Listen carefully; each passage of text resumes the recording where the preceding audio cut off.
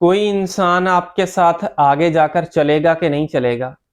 मेरे पास रिसेंटली एक केस आया था जहां पे एक बंदा अपने माँ बाप से जुदा है। माँ बाप से बातचीत नहीं, भाइयों से बातचीत नहीं है।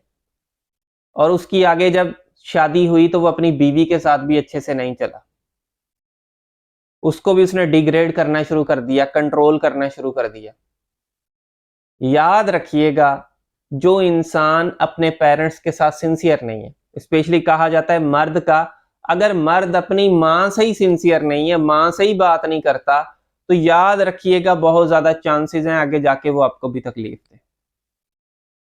और जो लड़की अपने बाप के साथ सिंसियर नहीं है, बाप को डिग्रेड करती है, बुरा करती है उसके साथ, तो बहुत ज्यादा चांसेस हैं कि वो आगे जाके आपके साथ भी यही करेगी।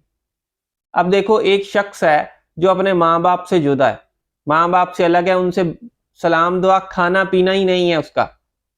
और वो एक है, बाकी माँ बाप पांच छह लोग हैं, माँ बाप बहन भाई सब कुछ।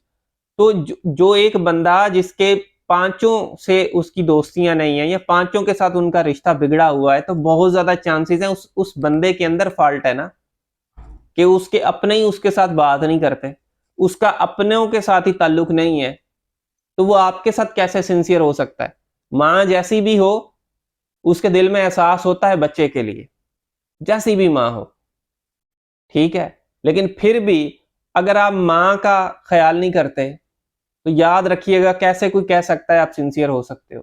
कैसे कह सकते हैं कि आप लाइफ टाइम किसी के साथ चलोगे, किसी की रिस्पेक्ट करोगे। तो लोगों का बैकग्राउंड देखना सीखें, समझना सीखो, रेड फ्लैग्स को जानो। जो बंदा पहले ही किसी और से बात कर रहा है और आप ये एक्सपेक्ट करते हो कि after commitment, after marriage, after शादी वो बंदा किसी और से बात नहीं करेगा, तो माजरत के साथ हम बेवकूफ हैं। जो बंदा पहले ये हरकतें कर रहा है बाद में भी करेगा। तो आप लोगों की साइकोलॉजी को समझना सीखो, लोगों को समझो। लोगों को नहीं समझोगे, लोग खा जाएंगे आपको ऐसे ही।